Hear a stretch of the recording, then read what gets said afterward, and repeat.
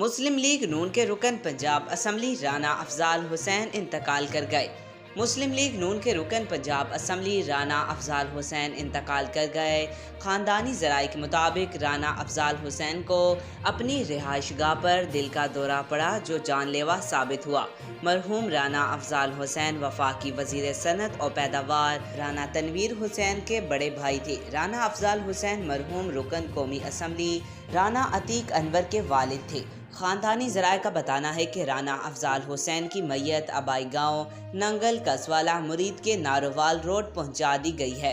मुस्लिम league नून के social media wing के in charge Atif Rauf ने भी एक्स पर राना अफजाल हुसैन के इंतकाल की खबर देते हुए बताया कि मरहूम की नमाज जनाजा का ऐलान बाद में किया जाएगा।